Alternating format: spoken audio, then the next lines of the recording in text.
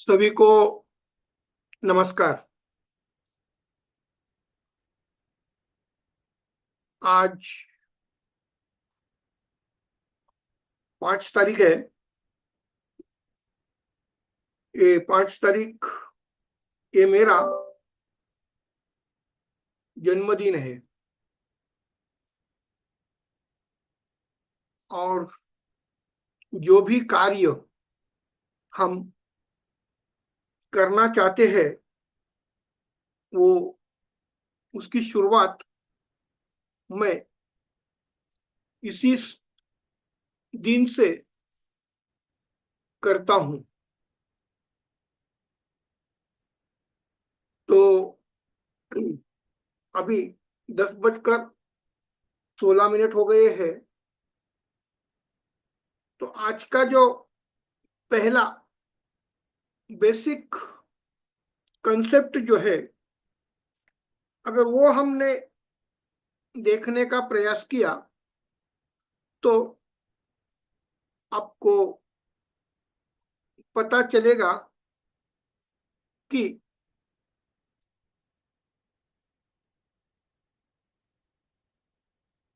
हम जो सोचते हैं वो किसी लेखक ने वैदिक ज्योतिष में, वैदिक ग्रंथों में जिसका जिक्र किया गया है उसका गलत अर्थ ये कलियुग के जो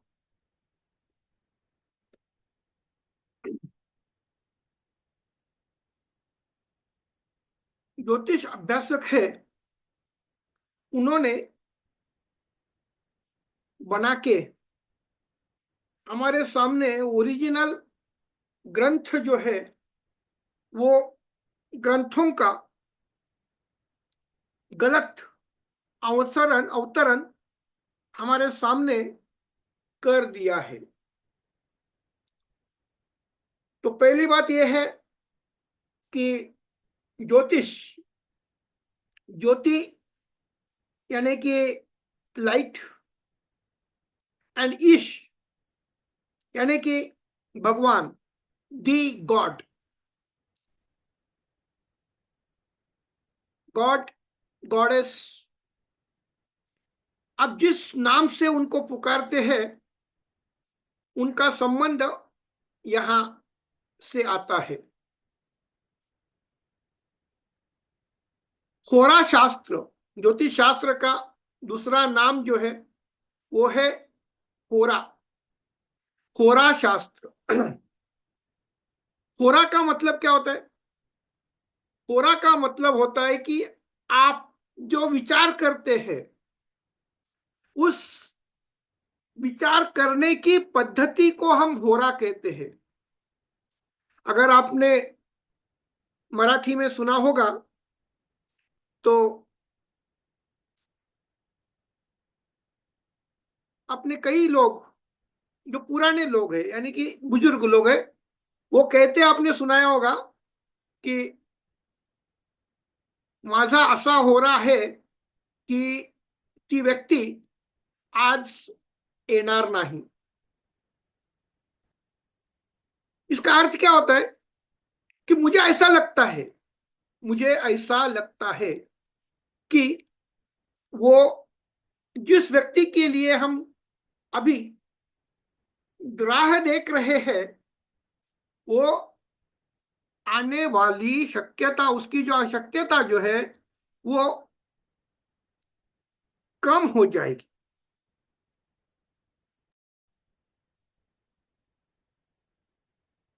क्योंकि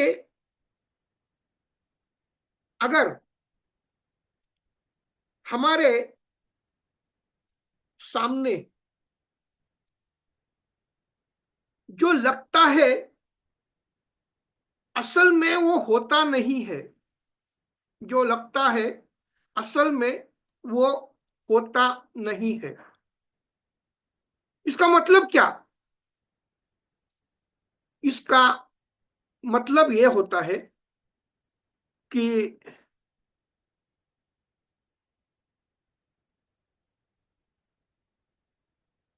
मैंने आपको बोला था आज सुबह 10 बजे वी विल स्टार्ट। मुझे कोल्हापुर में घर जब मैं आया बंबई से, तो रात के 1:30 बजा था, 1:30 बजे थे। उसके बाद यहाँ ठंड भी थोड़ी सी ज्यादा थी, इसके कारण मैं सुबह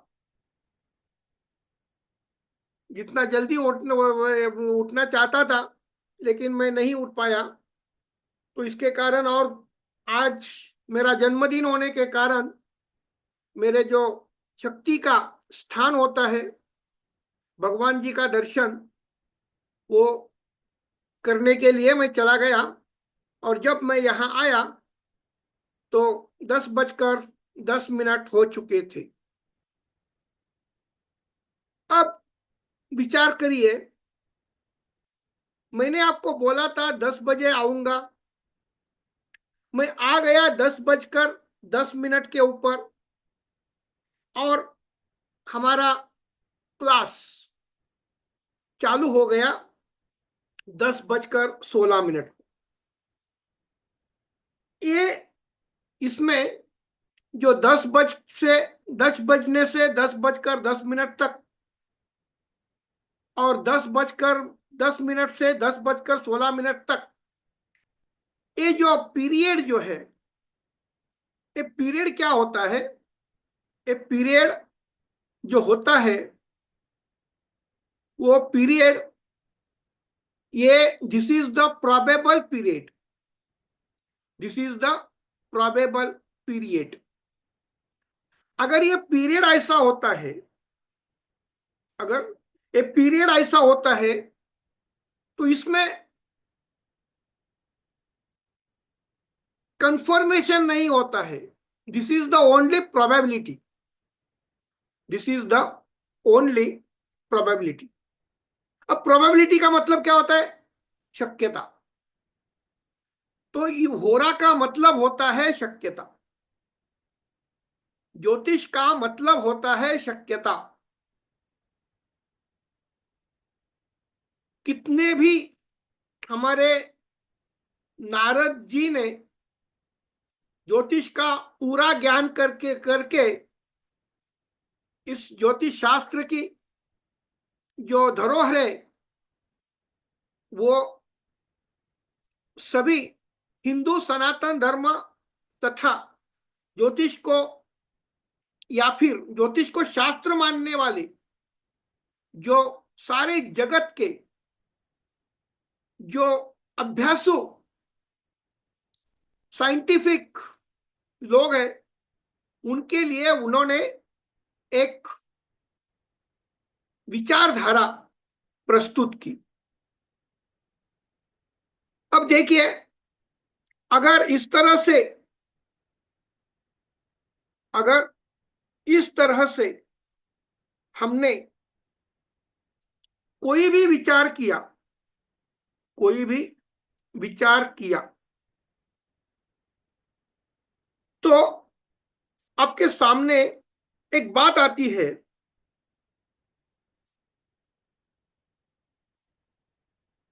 और ये बात ये है कि हम कितना भी प्रयास करें, हम कितना भी प्रयास करें, तो उस प्रयास में हमारे सामने जो विचार आते हैं, वो विचार कई बार गलत साबित होते हैं, गलत साबित होते हैं। तो अगर मेरे सामने, मैंने आपको बताया कि ज्योतिष शास्त्र साइंस है, तो ज्योतिष शास्त्र की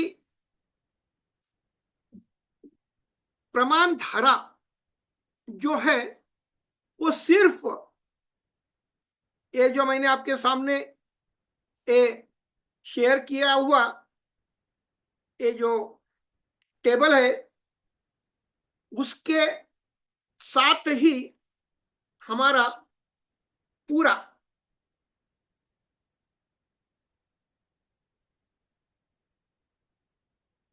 ओके। अभी आपके सामने स्क्रीन कौन सा आ रहा है? Hello, please unmute. हाँ हाँ सर, हो रहा वाला आ रहे हैं सर, हो रहा और सब हो रहा है। सब हो रहा है, ये आ गया ना? ओके। तो अब देखिए, आज 5 जनवरी 2025 आज की तारीख है। आज की तारीख 5 जनवरी है और लोकेशन SSAI सौभाग्य सुमंगल एस्ट्रोलॉजी इंस्टीट्यूट SSAI कोल्हापुर।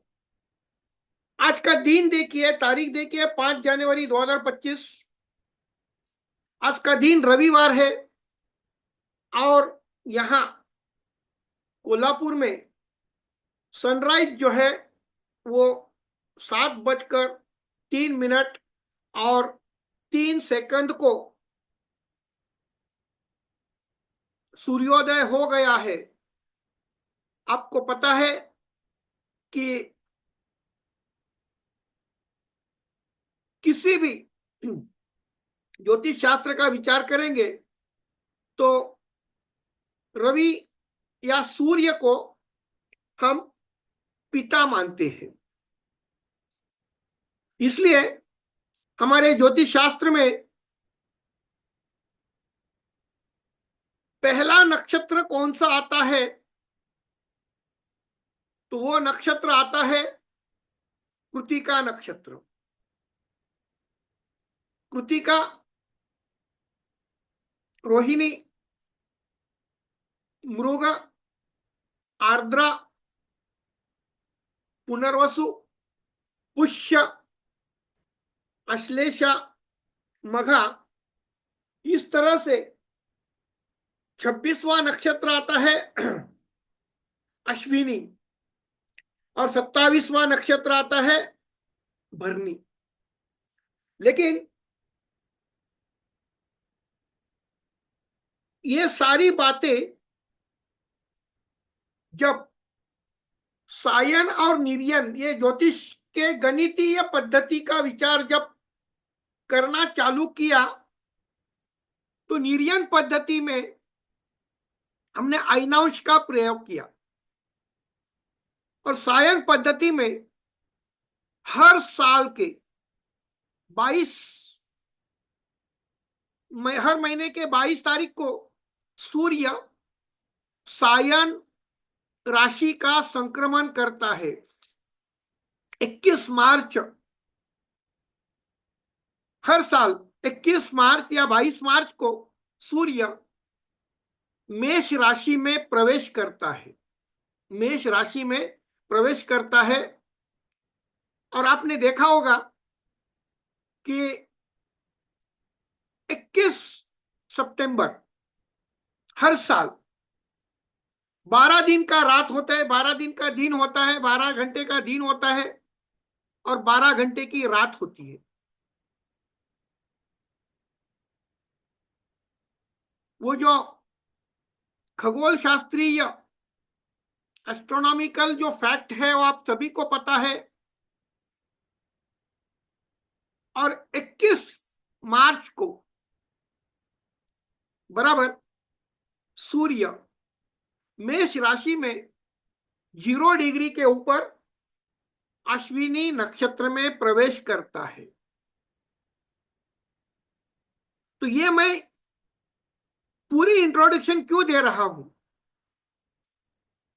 ज्योतिष में सिर्फ 7 ग्रह है। ज्योतिष में सिर्फ 7 ग्रह है। राहु और केतु का विचार समुद्र मंथन के बाद आ गया।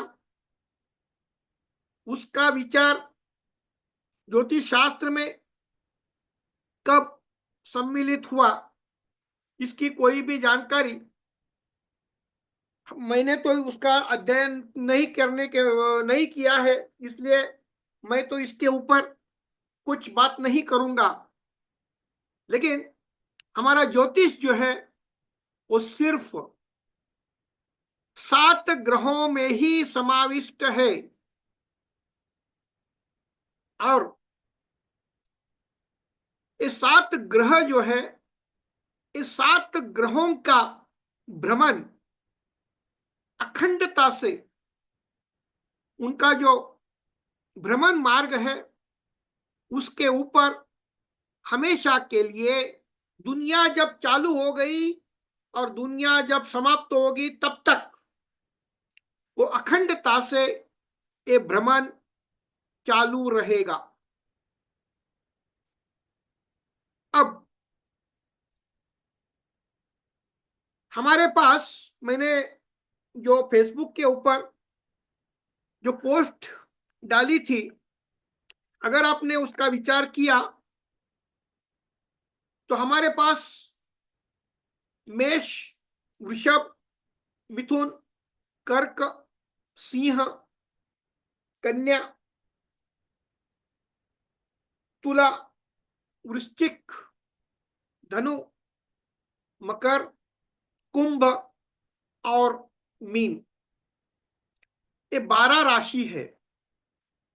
12 राशि है। और रवि को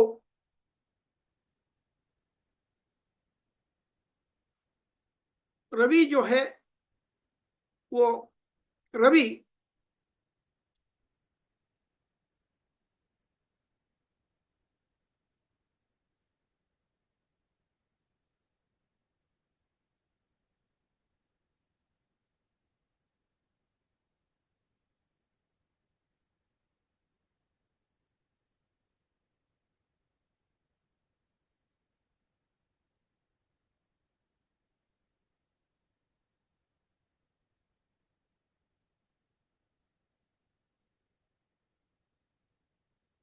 रवि जो है हमारा पिता है और चंद्र हमारी माता है। तो माता और पिता कभी भी, माता और पिता कभी भी एक से ज्यादा नहीं होते हैं। एक से ज्यादा नहीं होते हैं। इसलिए इस पूरे 360 डिग्रीज का हमारा जो राशि चक्र है उसमें हमारा जन्म माता से होता है। इसलिए इस राशि चक्र में कर्क की पहली राशि आती है। चंद्र की पहली राशि जो है वो कर्क आती है। उसके बाद हमें एक्सेप्ट सदर्न साउथ के जो कुछ स्टेट्स है उसमें मातृसत्ताक यानी कि माता को महत्व दिया जाता है। लेकिन इन द रिमेनिंग जो है वहां पिता को महत्व दिया जाता है। माता ने आपका अपना जन्म करने के बाद में बच्चे को पिता का नाम लगता है। इसलिए पहला कर्क राशि आ गई, उसके बाद सिंह राशि आ गई। अब मंगल की मेष राशि निसर्ग कुंडली में हम हैं। निसर्ग कुंडली में हम देखते हैं। उसके बाद वृषभ राशि आती है, उसके बाद मिथुन राशि आती है, उसके बाद कर्क, सिंह, कन्या, तुला, वृश्चिक, धनु, मकर, कुंभ और मीन। तो जरा सा विचार करिए, मेष राशि जो चालू होती है, मेष राशि जो चालू होती है, आठवीं राशि, आठवीं राशि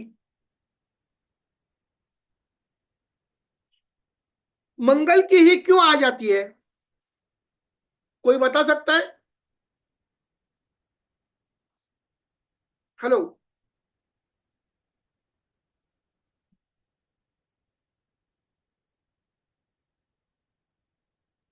मेष लग्न की अगर हमने कुंडली का विचार किया, मेष लग्न के कुंडली का अगर हमने विचार किया तो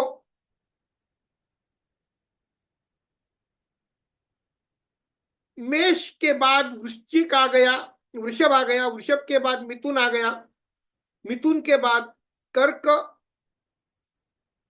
उसके बाद सिंह, कन्या,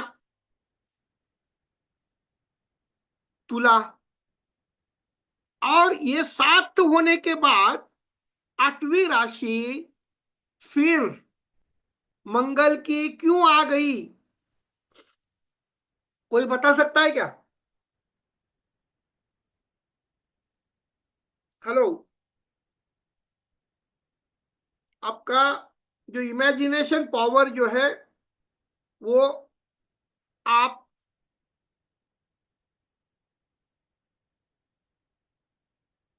बताने की कोशिश करिए।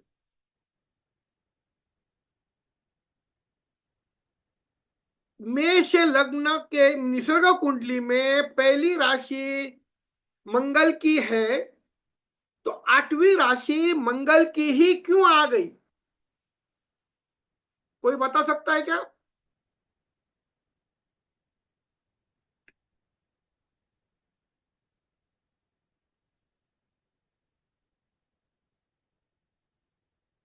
जरा विचार करिए। जब तक you will not start to think, जब तक आप विचार नहीं करोगे, तब आप वही ओरिजिनल ग्रंथों में कुछ और लिखा है, हमारे विद्वान लेखकों ने उसका अर्थ कुछ और समझा है, और उनके किताबों में उनका अर्थ जो है वो उसी तरह से उन्होंने डाल दिया है। तो अब देखिए, मुझे बताइए कि मेष लग्न की कुंडली में, निसर्ग कुंडली में अगर लग्न में मेष राशि की, मेष मंगल की मेष राशि आती है और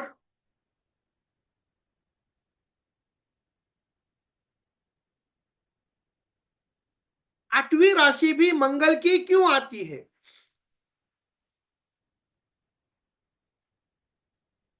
कोई विचार कर सकता है क्या? मुझे बताइए जरा। आपको जो लगता है आप बताइए, और यहां से मैं आपको बताऊंगा कि यहां this is the base of the astrology. आपने कभी इसका विचार किया है?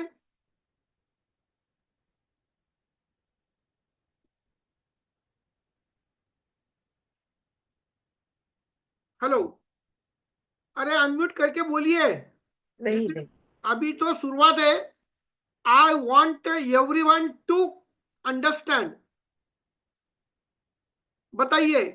कि मेष राशि की निसर्ग कुंडली में पहली राशि जो मंगल की होती है, आठवीं राशि मंगल की ही क्यों होती है?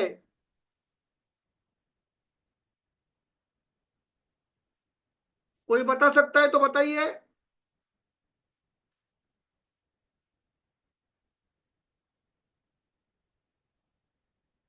जल्दी बताइए, जल्दी बताइए।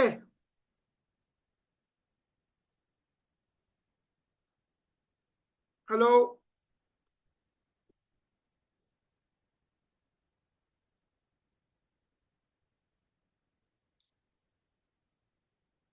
अरे कोई तो बताइए।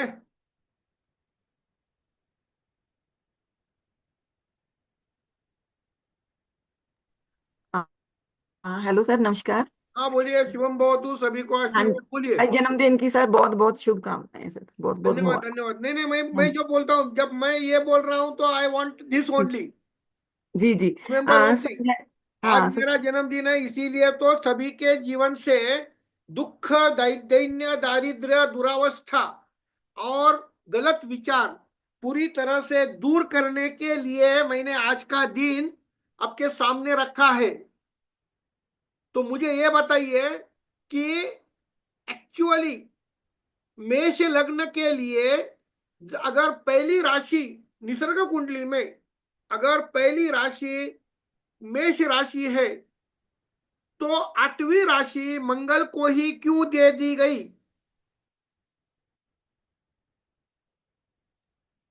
सर स्टार्टिंग जैसे मेष राशि, हाँ, एंडिंग हम वृश्चिक राशि से करते हैं, तो इसलिए मंगल, दोनों का मंगल होगा। मैंने आपको क्या बताया?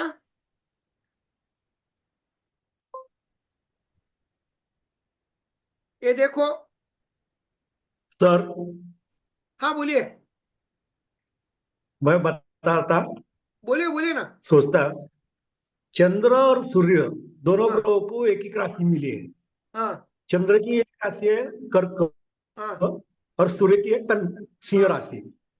उससे नजदीक जो ग्रह है, हाँ। पृथ्वी के नजदीक है बुध नहीं, और वो छोड़ शुक्र। दीजिए। हेलो। एक बात हाँ, ध्यान में लीजिए, जब आप ज्योतिष सीखते हैं तो उस समय कौन सा ग्रह किसके सन्निध में था, वो नहीं है, वो छोड़ दीजिए। मैंने आपको सिर्फ सवाल एक ही पूछा कि निसर्ग तो कुंडली चंद्र में पहला सब पहली हाँ। चंद्र के नजदीक की राशि मिथुन, वृषभ, मेष, मीन और सिंह। ये राशि कर्क साइड में आ गई।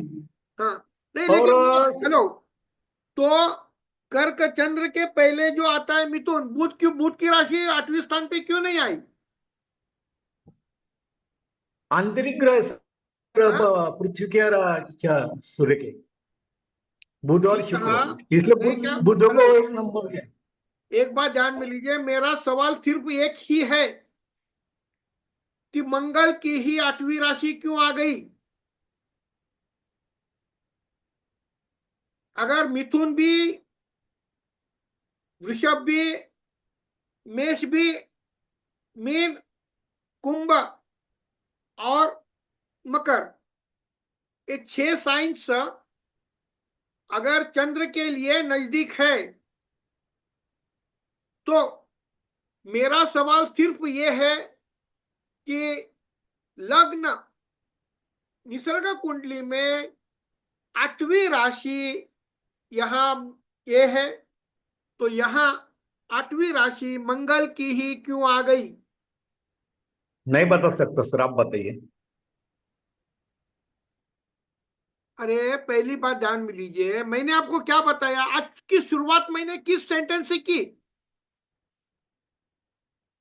आज का क्लास की शुरुआत मैंने किस सेंटेंस से की?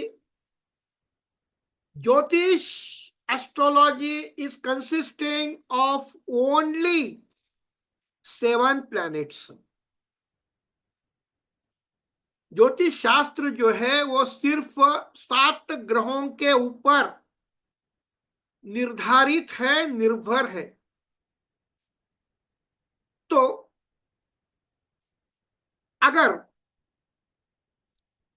वृषभ राशि का विचार करेंगे, और मंगल को ही म्हणजे मेष लग्न, मेष राशि को ही लग्न में मेष लग्न को ही ये निसर्ग कुंडली क्यों बनाई? मेष राशि को ही निसर्ग कुंडली में लग्न का क्यों दर्जा दिया? इसके पीछे का सिंपल लॉजिक जब मैं बताऊंगा तो यू विल बी एस्टोनिश्ड। आपको है ना, इतना आप आश्चर्यचकित होंगे कि इतना भी विचार उन्होंने किया था। तो अब देखिए, आज का दिन कौन सा है? आज का दिन कौन सा है? हेलो बताइए। रविवार है सर। रविवार है। तो रविवार जब होता है तो ये होरा कुंडली में पहला होरा किसका होगा?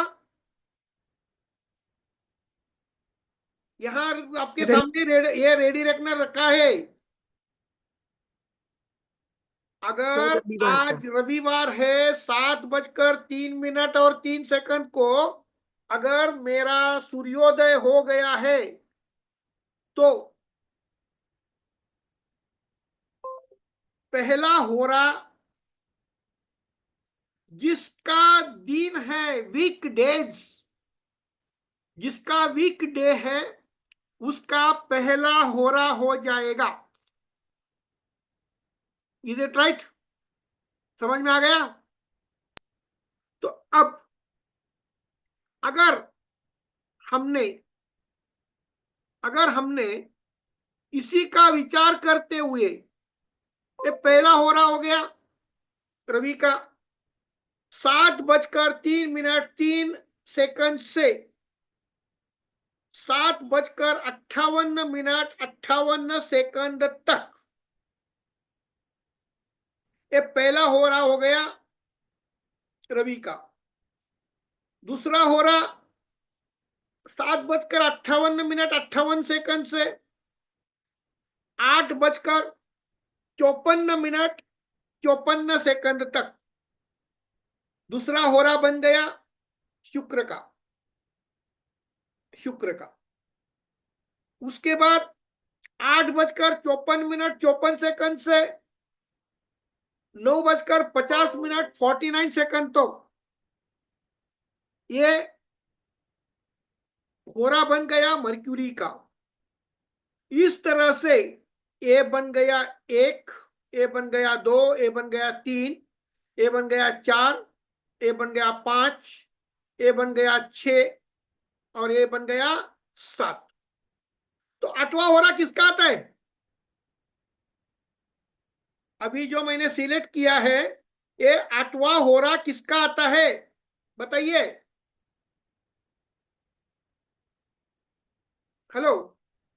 सूर्य का रास हो रहा था। सूर्य का होरा आता है। तो मंगल निसर्ग कुंडली में मंगल की मेष राशि प्रथम क्यों ली? क्योंकि मंगल के निसर्ग कुंडली में मंगल की मेष लग्न की कुंडली का विचार जब करते हैं तब तुला राशि के बाद मंगल का जो पहला होरा होगा मंगल का होगा, दूसरा होरा होगा रवि का होगा, तीसरा होरा होगा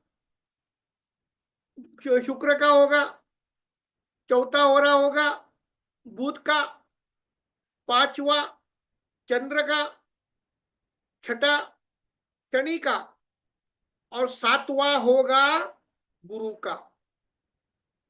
तो फिर 8वां होरा किसका आएगा? मंगल का ही आएगा ना। हेलो। 8वां होरा जो है वो 8वां होरा मंगल का ही आएगा। और तो यहां देखिए, निसर्ग कुंडली में जब मंगल लग्नेश और अष्टमेश बनता है लग्नेश और अष्टमेश बनता है। This is the only exceptional case. यहां हम रवि का अथवा हो रहा दिखाई देता है, लेकिन रवि की दूसरी राशि कोई है क्या? हेलो, रवि की दूसरी कोई राशि है क्या? नहीं। शुक्र की दूसरी कोई राशि है क्या? दूसरी राशि है, लेकिन 8वें स्थान पे नहीं है। हेलो, अब मिथुन के, बुध के, मिथुन लग्न की अगर हमने निसर्ग कुंडली का विचार किया तो क्या बोलते हैं उसको, इधर से 8वीं राशि जो आती है वो मकर राशि आती है। ये बुध की होती है क्या? नहीं होती। कर्क राशि का और सिंह राशि का कोई सवाल ही नहीं है। चंद्र और सूर्य एकमेव द्वितीय, वन एंड ओनली। उसके बाद षष्ठ स्थान का कन्या राशि का विचार करें तो वहां से 8वीं राशि जो आती है वो मेष राशि आती है, वो बुध की नहीं होती। हाँ, एक पॉसिबिलिटी रहती है कि तुला लग्न की कुंडली है, तुला लग्न की कुंडली है। तुला लग्न के लिए 1 2 3 4 5 6 7 8, तुला लग्न के लिए शुक्र की ही राशि अष्टम भाव में आती है। शुक्र की ही राशि अष्टम भाव में आती है। तो निसर्ग कुंडली में, निसर्ग कुंडली में एक तो मेष लग्न निसर्ग कुंडली में आना चाहिए, या फिर तुला लग्न निसर्ग कुंडली में आना चाहिए। अब तुला लग्न को निसर्ग कुंडली क्यों नहीं बनाया? तुला लग्न को निसर्ग कुंडली क्यों नहीं बनाया और सिर्फ मंगल के मेष राशि को ही, मंगल के मेष राशि को ही निसर्ग कुंडली क्यों बनाया? जब बच्चे का जन्म होता है तो उस समय बच्चा कितना सुंदर है, बच्चा कितना सुंदर है, इसका कोई विचार करता है क्या? हेलो, बताइए। अभी बच्चे नहीं। का जन्म हुआ है, वो बच्चा कितना सुंदर है, बहुत ही अच्छा। अभी तो वो अगर बच्चों का क्या यूनिवर्स, क्या बोलते हैं उसको, baby of the universe, foetus of the universe, अगर ऐसा कोई किताब हो तो उस बच्चे को मिल सकता है। लेकिन बच्चे का जब जन्म होता है तो उससे पहले हम क्या देखते हैं? बताइए, क्या देखते हैं? बच्चा जीवित है या नहीं, पहला प्रॉब्लम, पहली बात। दूसरी बात, उसकी हेल्थ अच्छी है या नहीं, उसमें कोई, जो मेडिकल भाषा में एनोमली कहते हैं, ऐसी कोई बीमारी, ऐसी कोई सकृत दर्शनी, उसमें कोई तो फॉल्ट, दोष, वैगुण नहीं है ना, ये पहले देखते हैं। शुक्र किसका कारक है? शुक्र किसका कारक है, बताइए। वीनस के जो कारकत्व जो है वो कारकत्व में उसका जो अपीयरेंस है, वो अपीयरेंस वहां आता है। लेकिन मंगल का जो कारकत्व है उसमें रेजिस्टेंस पावर, करेज और ऐसी बातें होने के कारण हमारे ऋषि मुनियों ने, और जिस अथर्व वेद में ज्योतिष के बारे में लिखा पाया जाता है, लिखा पाया जाता है का मतलब हमारे जो वेद जो है वो अपौरुषेय है, वो किसी व्यक्ति ने नहीं लिखे हैं, वो किसी व्यक्ति ने नहीं लिखे हैं। जैसे आप प्रत्येक धर्म की जो धर्म ग्रंथ होता है वो, जैसे बाइबल हो,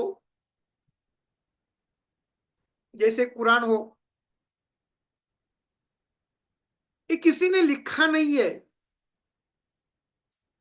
ऐसे कहा जाता है। तो वैसे ही हमारे जो वेद है ये अपौरुषेय है, ये किसी व्यक्ति ने, मनुष्य ने लिखे नहीं है, वो इस धरती के ऊपर ऐसे ही उतर गए। इसके बारे में बहुत सारे लोग कुछ विवाद कर सकते हैं, लेकिन जो सच है वो सच है। इसलिए हमारे विधाता ने जिस ज्योतिष का ज्ञान, ज्योतिष पद्धति का ज्ञान जो अथर्व वेद में लिखा है पाया जाता है, तो उसमें सबसे महत्वपूर्ण अगर कोई बात बताई होगी तो वो है मेष लग्न की निसर्ग कुंडली। मेष लग्न की निसर्ग कुंडली। अब यहां देखिए, मेष लग्न, लग्नेश मंगल हो गया। पहला मेष लग्न के लिए मंगलवार अगर है और वहां मेष लग्न उदित होता है तो पहला होरा मंगल का हो जाएगा, दूसरा होरा रवि का हो जाएगा, तीसरा होरा गुरु का हो जाएगा, चौथा होरा मंगल का हो जाएगा, पांचवा होरा रवि का हो जाएगा, छठा होरा शुक्र का हो जाएगा, सातवां होरा बुध का हो जाएगा। तो अगर हम मेष लग्न का विचार करते हैं, मेष लग्न का विचार करते हैं, तो मेष लग्न से आठवां होरा जो होता है वो आने वाले, उसका आने वाला जो आठवां होरा जो होता है वो उसी का होता है, क्योंकि हमारे ज्योतिष शास्त्र में सिर्फ 7 ग्रहों का ही विचार किया गया है। अब मुझे बताइए, हमारा पहला रूल क्या है? अष्टम भाव हमेशा के लिए अशुभ फल देता है। अष्टम भाव हमेशा के लिए अशुभ फल देता है, तो उसको एक्सेप्शन भी बनाया कि मेष लग्न के लिए और तुला लग्न के लिए, मेष लग्न के लिए मंगल अष्टमेश बनता है और तुला लग्न के लिए शुक्र लग्नेश अष्टमेश बनता है। इसके लिए अष्टम भाव का अशुभ फल देने वाला नियम शुक्र और मंगल को अप्लाई नहीं होता है। शुक्र और मंगल को अप्लाई नहीं होता है। अगर ये बात आपके समझ में आ गई, अगर ये बात आपके समझ में आ गई, तो ये पूरा ज्योतिष शास्त्र का जो घटनाक्रम जो है, ये ज्योतिष शास्त्र, एक बात ध्यान में लीजिए, आपके जन्म कुंडली के कारण कोई भी घटना, जगत की कोई भी घटना घटित नहीं होती है। घटना घटित होने का जो संबंध है, वो संबंध पूरी तरह से, ये संबंध जो है वो पूरी तरह से सिर्फ ये 7 ग्रहों का जो कंटिन्यूअस मूवमेंट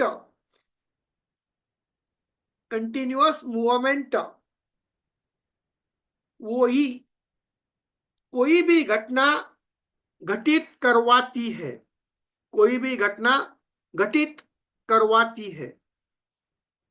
इसका मतलब क्या होता है, समझ लीजिए कि आज आपके कुंडली में कोई तो लग्न होगा, आपको कोई भी दशा चालू होगी, कोई अंतरदशा होगी, कोई विदशा होगी, कोई सूक्ष्म दशा होगी, कोई प्राण दशा होगी। आज के कुंडली, आपकी जो कुंडली में कोई भी ग्रह 9 भावों में अलग अलग स्थिति पे होंगे, उसमें कई ग्रह आपके लिए शुभ होंगे, कई ग्रह आपके लिए अशुभ भी होंगे। लेकिन सबसे महत्वपूर्ण बात यह है, आज मेरे सामने इंक्लूडिंग मी, आप 7 लोग,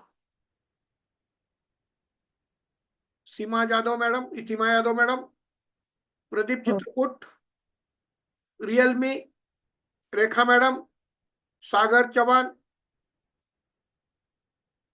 Sunita madam, you are the only 7। मैंने आपको पहले कई बार बताया है कि जब मैं कुछ बातें आपको पढ़ाना चाहता हूं, तो सारी दुनिया के सारे देव देवता, जिसे हम कायनात कहते हैं, वो मुझे मदद करने के लिए आ जाती है। तो पहला तो मैं हूं, पहला तो मैं हूं, आप सारे के सारे 7 लोग जो है, Amar Mahajan, Pradeep, Realme, Rekha, Sagar Chauhan, Seema Yadav and Sunita madam, you are the 7 planets, you are the 7 planets. और आपके कुंडली में आज ऐसा क्या था, आज आपके कुंडली में ऐसा क्या था कि जिसके कारण आप आज इस सेशन में ज्वाइन हो गए, आप इस सेशन में ज्वाइन हो गए।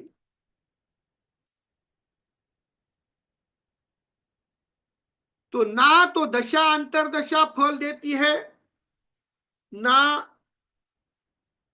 Only transit will give the result, लेकिन आपके जीवन में जो घटना फल देती है, वो घटना का मेकर, डिसीजन मेकर जो है, ये है हमारे होरा। क्योंकि आपके कुंडली में, ये इस कुंडली को विचार करिए, इस कुंडली में, इस कुंडली में अगर आज रवि का सिंह लग्न, होरा जो होता है वो होरा लग्न के हिसाब से बनाया जाता है। 2 सेकंड में कुछ ये करता हूं आपके सामने।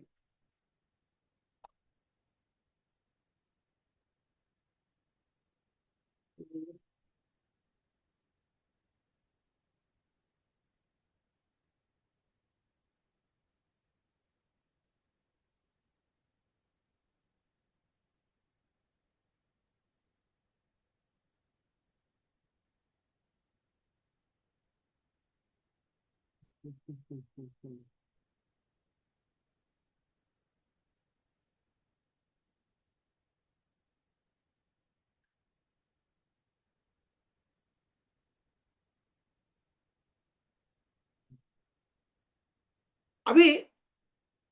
11:06 और 11 सेकंड हो गए। 11:06 और 11 सेकंड। अभी मैंने स्क्रीन रिफ्रेश किया, मैंने मेरे कल जो मैंने पोस्ट आपके सामने रखी थी, उसमें मैंने एक वर्णन किया था। आज तिथि षष्ठी तिथि है, और इस तिथि का मतलब क्या होता है?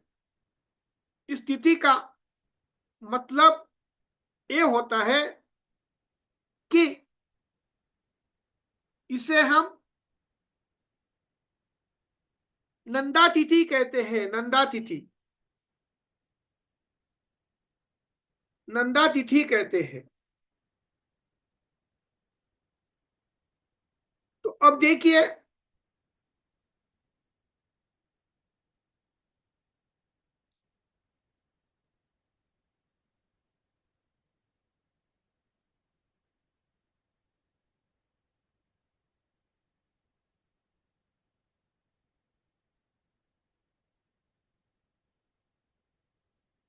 तो अब देखिए आपके सामने अभी का जो मैंने रिफ्रेश किया हुआ पेज है, स्क्रीन आपके सामने आ गई ना। टाइमिंग देखिए, 5 जनवरी 2025, 11:06 और 11 सेकंड। अब मुझे बताइए,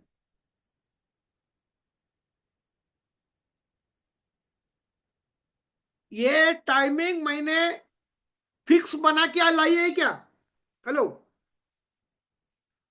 ये टाइमिंग मैंने फिक्स बना के लाई है या ऑटोमेटिकली आ गई है? ऑटोमेटिकली आ गई सर।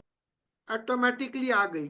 तो पहला मैंने रूल बताया था आपको, आज षष्ठी तिथि है। आज 1 6 11 में से षष्ठी तिथि है, इसलिए आज ओम नमः शिवाय का जो जाप है वो 27 बार करें। ओम श्री षडाननाय नमः, ओम श्री स्कंदाय नमः, ये मंत्र जाप है जो है 6 बार करिए। और ओम श्री कात्यायनी देवी नमो नमः, इस मंत्र का जाप करें। आज वार भी रविवार है, आज वार भी रविवार है। तो अगर 1 6 और 11, अगर 1 6 और 11 अगर ये नंदा तिथि बनती है, हेलो, अगर ये नंदा तिथि बनती है, तो यहां देखिए वृषभ राशि आती है दो, दूसरी तिथि। अगर हमने मेष लग्न के लिए मंगल का होरा मानते हैं, वृषभ राशि का विचार करते हुए शुक्र का होरा मानते हैं, तो शुक्र की वृश्चिक राशि है। वृषभ राशि के बाद शुक्र की दूसरी राशि 1 2 3 4 5 और 6, शुक्र की दूसरी राशि जो है वो तुला राशि है। इसलिए, और ये राशि क्या करती है? शुक्र 2 और 7 इन राशियों का अधिपति माना जाता है। अब व्हाट इज द कॉमन? एक प्रतिपदा, षष्ठी और एकादशी, प्रतिपदा, षष्ठी और एकादशी, इसमें कॉमन क्या है बताइए? हेलो, प्रतिपदा, षष्ठी और एकादशी, इसमें कॉमन क्या है?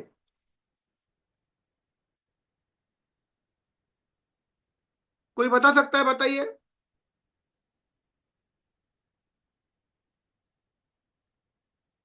इसमें कॉमन एक बात है कि पहली तिथि से दूसरी तिथि जब पांचवी होती है, पहली तिथि से जो छठी तिथि होती है, वो पहले तिथि का ही एक स्वरूप होता है। इसलिए इसलिए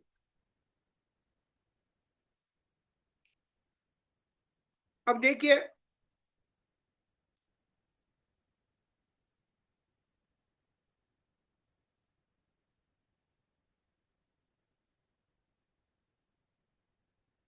एक, 6, 11, अब 2, 7, 12, 3, 8, 13, 4, 9, 14, 4, सॉरी, 4, 4, 9, 14, ये पंचमी, दशमी, अमावस्या, ऑब्लिक पूर्णिमा। इसका मतलब क्या होता है? 1, 6, 11 आर द नंदा तिथि,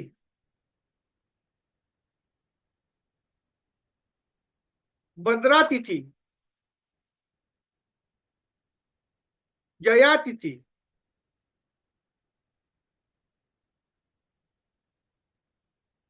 रिक्ता तिथि, और ये जो होती है वो पूर्णा तिथि होती है।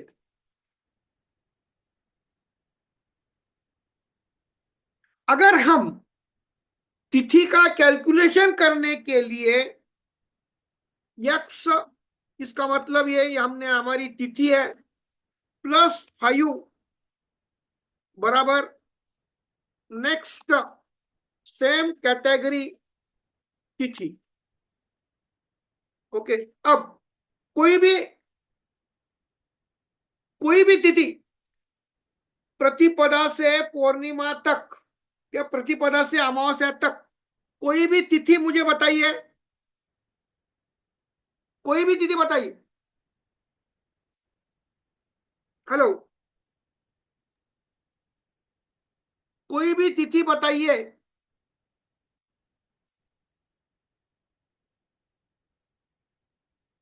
तिथि नंबर बताइए।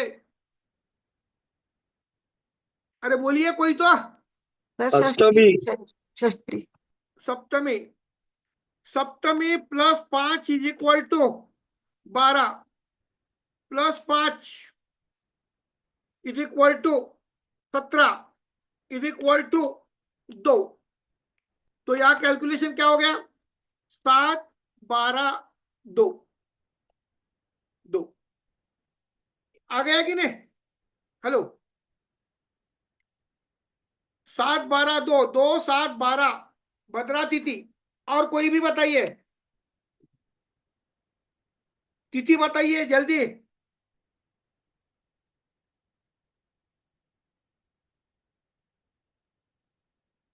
8 लीजिए, 8, 8 +13 +5 18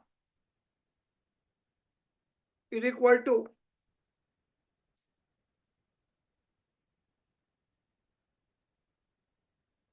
3,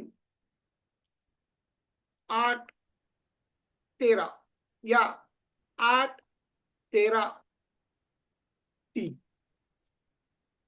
किसी भी तरह से विचार करिए। ये तिथि का जो कॉम्बिनेशन होता है, वही कॉम्बिनेशन हमको इसका विचार करने के लिए लेना है। अब मैंने मेरे पोस्ट में कल लिखा था, Mars is the Lord of 1 and 8, but Mars will influence the 1 and 6. Mercury is the lord of 3 and 6, but Mercury will influence the 3 and 8 signs. 3 and 8 signs. तो जब भी हम मंगल का विचार करते हैं तो मंगल के लिए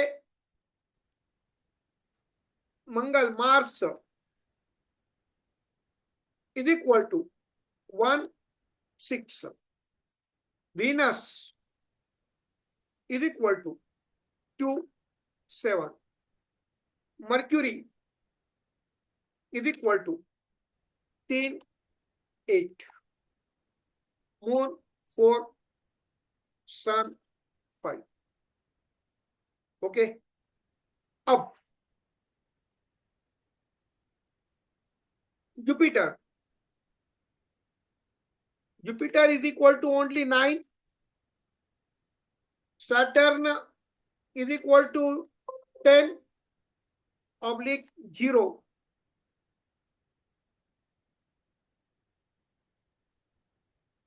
अब मुझे बताइए, 1, 2, 3, 4, 5, 6, 7, 8, 9 और 10 matrix is consisting of 1 to 10, that is 1 to 0, that is 10 digits numbers. 10 digits numbers. आपको पता है कि हमारे भारत में दशमान पद्धति का एडॉप्शन 1959 में किया गया था। तो जब तक मैट्रिक्स नहीं होता, जब तक मैट्रिक्स 1 to 0 ये नहीं होता, तब तक कोई पूर्ण कार्य नहीं होता। कंप्यूटर प्रोग्रामिंग consisting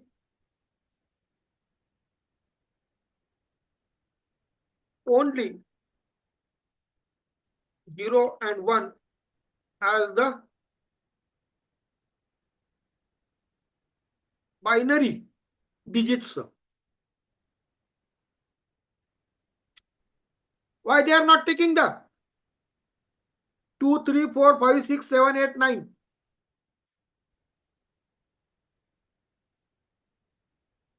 अगर ये बात आपके समझ में आ गई, ये जो मैंने यहां बताई, ये यहां थी, मंगल का विचार जब करेंगे तो 1, 6 करिए। वीनस का विचार करें तो वीनस क्या होता है, वीनस ऑटोमेटिकली वो 2, 7 का ही अधिपति होता ही है। मर्क्यूरी का 3, 6 के बदले मर्क्यूरी का विचार करिए 3, 8। उसके बाद रवि के लिए 4 है, 5 है, चंद्र के लिए 4 है। गुरु की 2 राशि में से मैट्रिक्स में पहली राशि आने वाली है 9, तो इसलिए गुरु को 9 लिया। और शनि की पहली राशि आती है 10, मकर राशि, इसमें से 0 लिया, ये बन गया शनि। तो इस तरह से हमारे सामने जो कुंडली बनती है, मैं क्या करता हूं, 2 सेकंड, मुझे अभी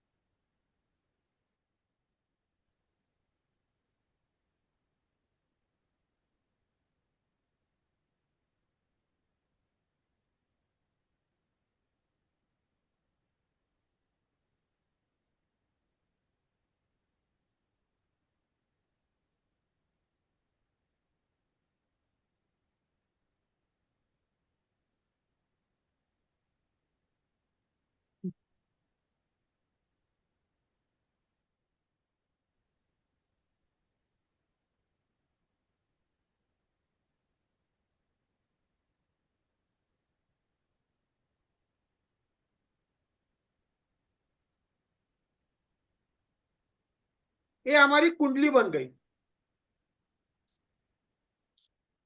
ये साउथ पद्धति की कुंडली है।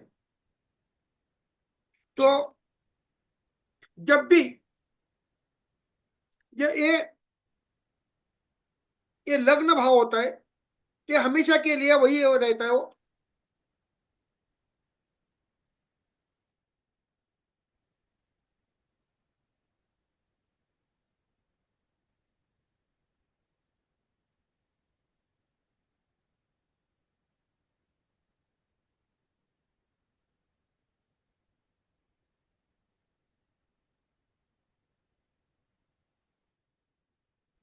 और 12।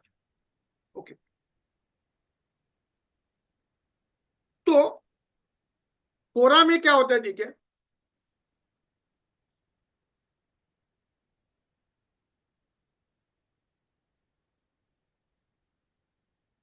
अब ये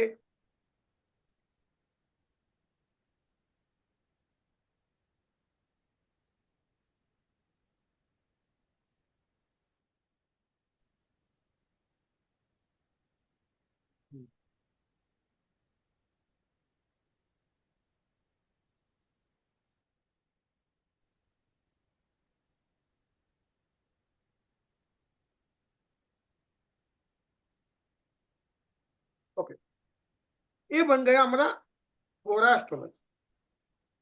ओके, 2 सेकंड। अब सन, आज Sunday, Sunday 5/2025, sunrise 7 hours 3 minutes 3 seconds। पहला ओरा कौन सा होगा? पहला ओरा कौन सा होगा? रवि का। दूसरा ओरा वीनस। शुक्र का। तीसरा मर्क्यूरी। चौथा मून, सैटर्न। उसके बाद जुपिटर। उसके बाद मार्स। मार्स। उसके बाद फिर सन आ गया। उसके बाद फिर वीनस आ गया। उसके बाद फिर मर्क्यूरी आ गया। उसके बाद फिर मून आ गया। उसके बाद फिर सैटर्न आ गया। ये आपकी होरा कुंडली बन गई। होरा कुंडली बन गई। अब इसमें मंगल, मंगल सिर्फ एक बार आया है। मंगल सिर्फ एक बार आया है। मर्क्यूरी यहां 2 बार आया है। तो ये पहली देखिए, ये सन है और ये वीनस है। वीनस कितनी बार आया है? 2 बार आया है। तो यहां 2, यानी कि यहां टॉरस, और ये वीनस आएगा, ये आएगा लिब्रा। ओके, तो मर्क्यूरी पहला आ गया। टॉरस के बाद मर्क्यूरी कौन सा आता है? टॉरस के बाद साइन कौन सी आती है? जेमिनी। ओके, उसके बाद कौन सी आती है? कैंसर। इसके बाद कैप्रिकॉर्न, बराबर है ना? जुपिटर, सैजिटरस। अब ये मंगल आ गया यहां, यहां जुपिटर के बाद मंगल आ गया, जुपिटर के बाद मंगल आ गया, यहां आ गया वो स्कॉर्पियो, ये सन लियो, ये वीनस लिब्रा हो गया। मर्क्यूरी यहां जेमिनी लिया, यहां आ गया विर्गो। ये फिर मून, ये कैंसर ही रहेगा, और ये बनेगा कैप्रिकॉर्न।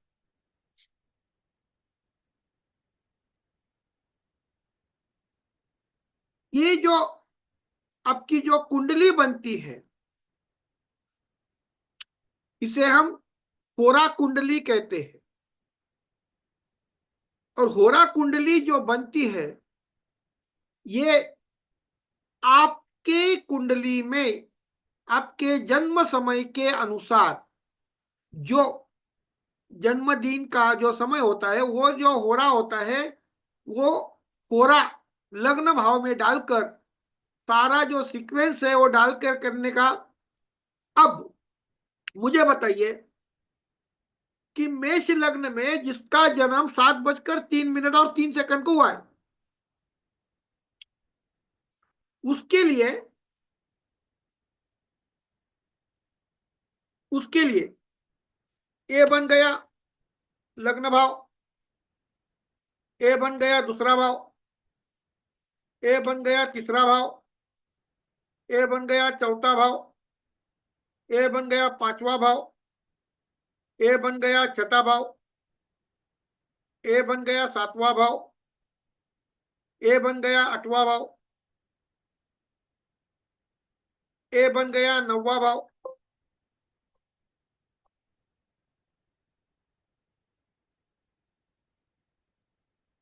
ए बन गया 10वां भाव, ए बन गया 11वां भाव, और ए बन गया 12वां भाव।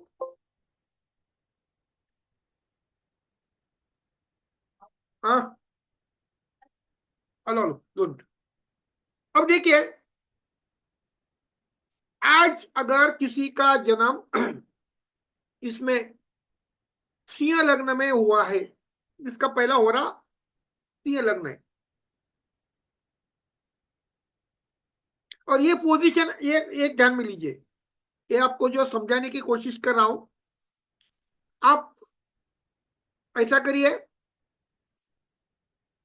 17 अगस्त किसी भी साल का 17 अगस्त की अगर आपने कुंडली डाल दी, तो सूर्योदय के समय लियो साइन वहां विद्यमान होती है। मैंने क्या बोला आपको? 17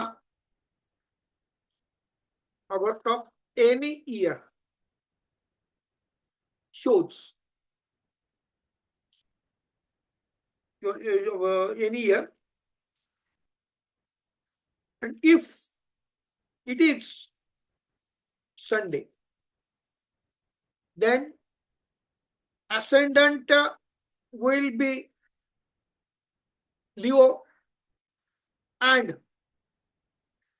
first hora will be of sun only।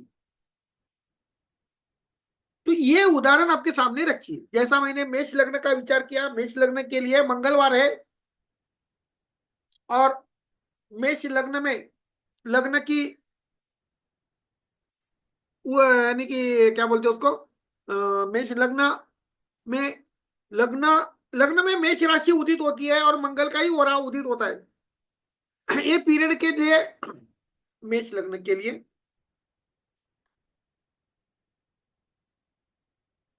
Take 17 April of any year and if it is Tuesday. तो यहां आपके सिंह लग्न के कुंडली के लिए अष्टमेश कौन आता है? गुरु आता है। सिंह लग्न के लिए कुंडली के लिए अष्टमेश कौन आता है? मीन राशि आती है। लेकिन यहां देखिए, सिंह लग्न के कुंडली के लिए ये आज की जो, अगर आज का विचार किया, सिंह लग्न के कुंडली के लिए अष्टमेश स्वयं रवि बन जाता है। अष्टमेश स्वयं ये रवि बन जाता है। तो इसलिए हमारा जो भविष्य कथन गलत क्यों होता है?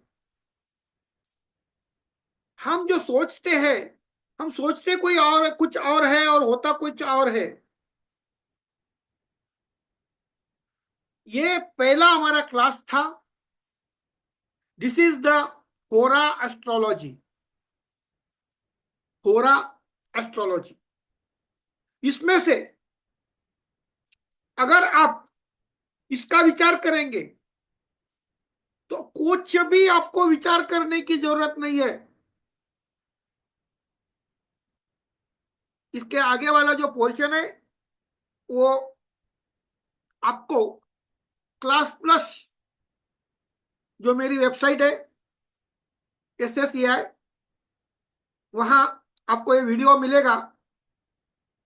आप सभी को आज का जो पौष शुक्ल षष्ठी, आज माता रानी कात्यायनी देवी का, श्री देव सेनापति कार्तिकेय जी और शिव शक्ति, इनका हमेशा के लिए आशीर्वाद आपके ऊपर विद्यमान रहे।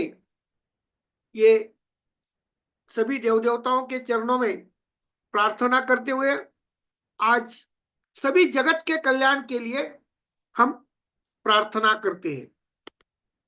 सिर्फ आप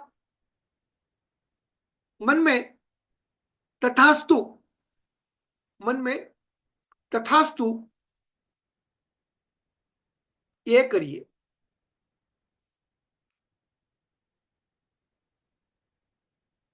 तथास्तु। Okay, 2 second.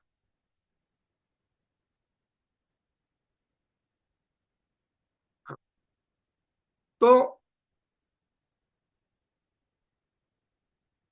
श्री गणेशाय नमः। अर्धनारी नटेश्वराय नमः। दत्त महाराज, नवनाथ, ज्योतिबाराय, भद्रकाली, महालक्ष्मी, महासरस्वती देवी, श्री गणेश, तुलजा भवानी, नवदुर्गा, दश महाविद्या, मारुतिराय, ब्रह्मा, विष्णु महेश, बेताल महाराज, मसोबराय, खंडोबराय, सर्व देव देवता, स्थान देवता, वास्तु देवता, काळ देवता, मातृदेवता, पितृदेवता, रेणुका देवी, सात्यासरा देवी, काळकाई, पावनाई, त्र्यंबोली, फिरंगाई सह सर्व देव देवता, सर्व गुरुतत्व बाबा, आम्ही आपणास नमस्कार करतो। आमचं, आमच्या कुटुंबाचं, मुलाबाळांचं, व्यवसाय धंद्याचं, घरादाराचं, गाडी घोड्याचं पूर्ण रक्षण करून प्रत्येक कार्यामध्ये यश येण्यासाठी तुम्ही आमच्या पुढे चालत राहा। आमच्या मुलांचं शिक्षण, आरोग्य, व्यवसाय धंदा, विवाह, वैवाहिक सौख्य, कौटुंबिक सौख्य, संतती सौख्य, सामाजिक प्रतिष्ठा आणि व्यावसायिक प्रगती या संदर्भात जे काही त्रास, क्लेश, नुकसान, उपद्रव, मानहानी, अप्रतिष्ठा, अपमान, पराभव, लुबाडणूक, फसवणूक, विलंब, खोळंबा, थोपवणूक, तसंच कोर्ट कचेरी किंवा अन्य जे काही त्रास असतील ते पूर्णपणे दूर करून प्रत्येक कार्यामध्ये यश येण्यासाठी तुम्ही आमच्या पुढे चालत राहा। ओ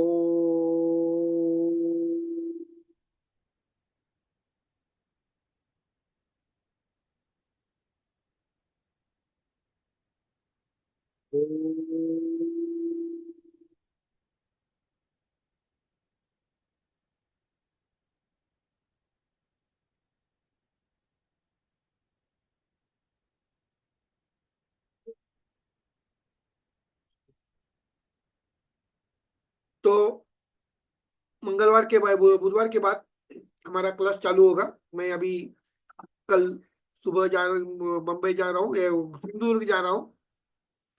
इसके लिए आज एक ये नहीं होगा। ये इसका वीडियो आपको मेरा जो क्लास प्लस ऐप है उसके ऊपर आपको मिलेगा। लिंक आपको देखने के लिए कृपया मुझे संपर्क करें। This is the private link होगी।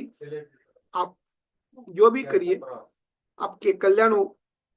आपके द्वारा किसी का भी काया मन वाचा इस तरह से कोई भी नुकसान नहीं होना चाहिए। हम किसी को मार्गदर्शन करते हैं तो हमारा शब्द किसी के नुकसान के लिए त्रासदायक हो सकता है। अगर हमारे बच्चों के लिए हमने ही ऐसा शब्द का इस्तेमाल किया और हमारे बच्चों की जिंदगी में कुछ बवाल खड़ा हो गया तो इसके लिए जिम्मेदार हम रहते हैं। इसलिए हम ज्योतिष के ज्ञान का, सच का धरोहर दुनिया के सामने प्रस्तुत करने का प्रयास कर रहे हैं। आप सभी का योगदान इसमें महत्वपूर्ण है। सभी को धन्यवाद। आज आपने मुझे जो मेरे जन्मदिन के ऊपर जो शुभेच्छा दी उसके लिए सभी का धन्यवाद। सभी का कल्याण हो। शुभम भवतु, शुभम भवतु, शुभम भवतु। धन्यवाद सर। धन्यवाद। ओके।